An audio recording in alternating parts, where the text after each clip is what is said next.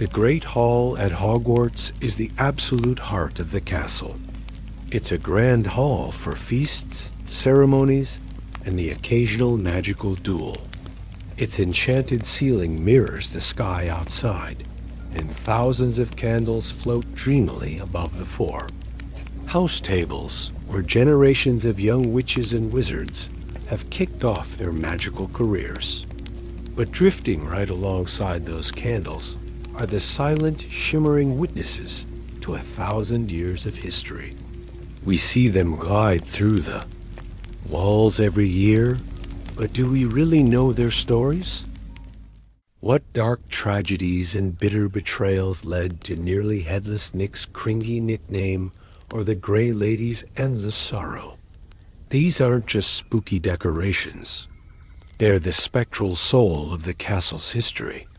So today, we're unearthing the haunted backstories of the ghosts of the Great Hall.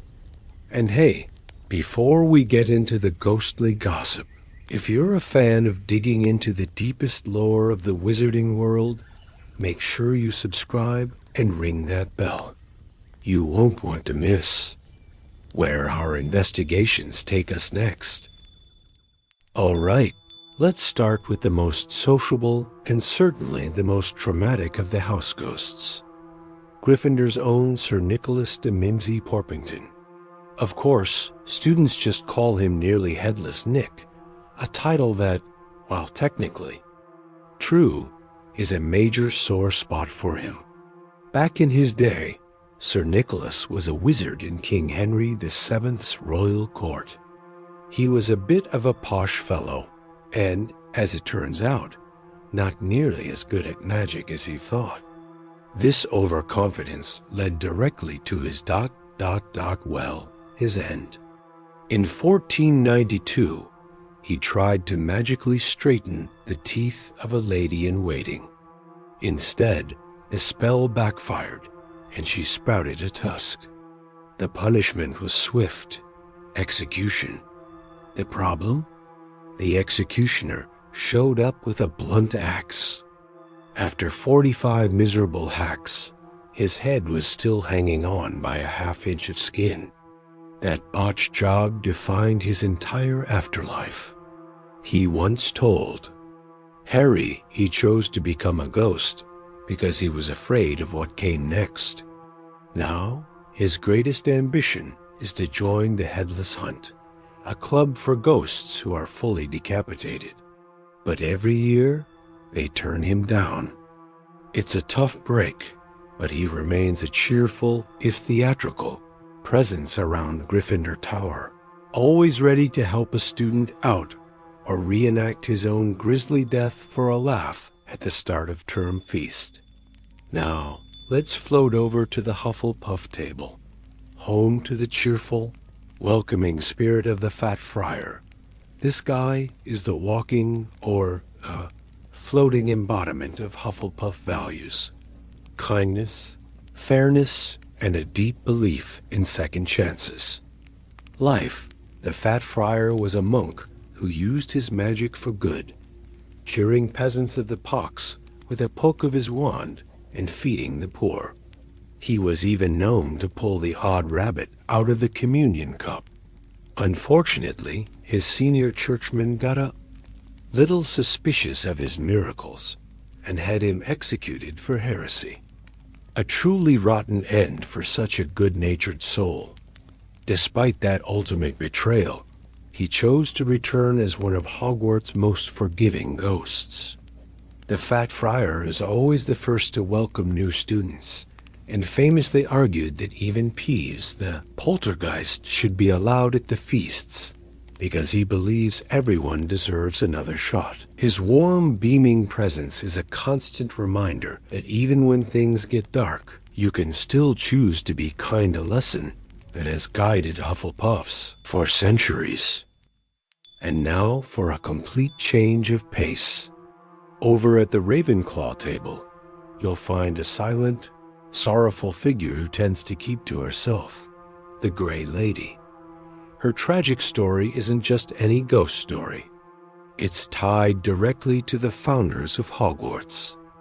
because the Grey Lady is none other than Helena Ravenclaw, daughter of the legendary Rowena Ravenclaw. As a young woman, Helena was brilliant but incredibly jealous of her mother's wisdom and status.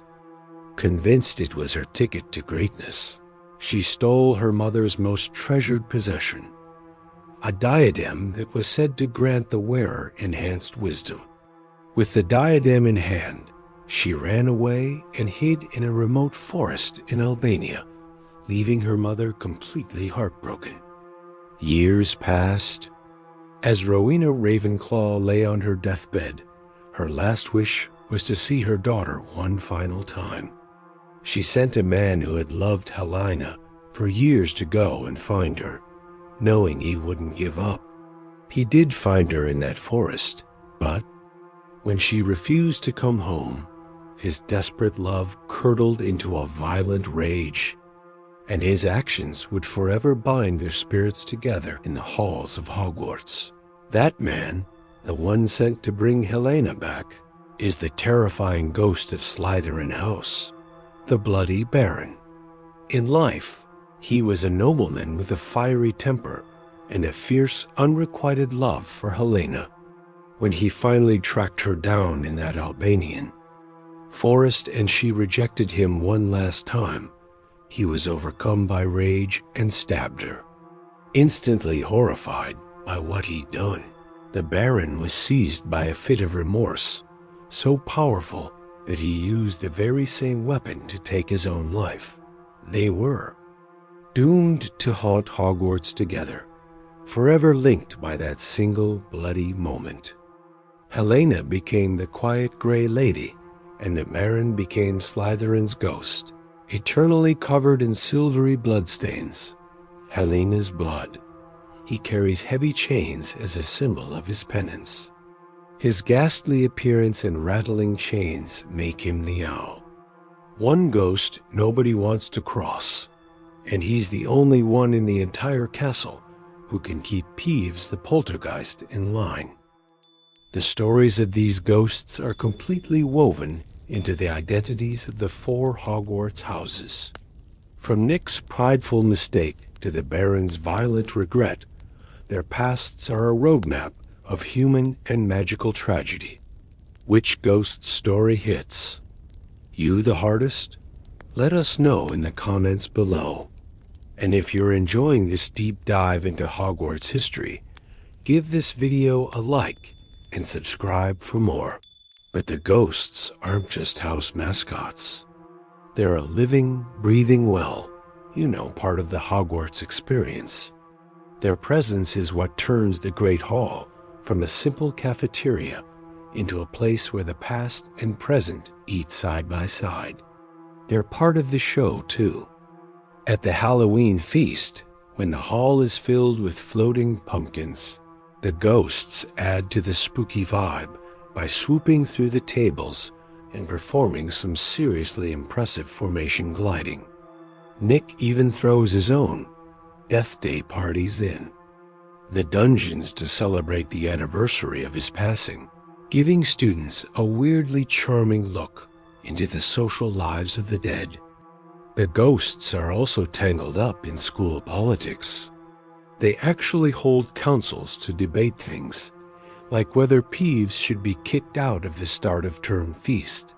You'll have the Fat Friar arguing for forgiveness, while the Bloody Baron shuts the idea down with a single terrifying glare.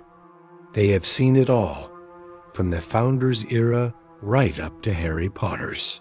They are the living memory of Hogwarts, a constant, shimmering reminder of the castle's incredible history.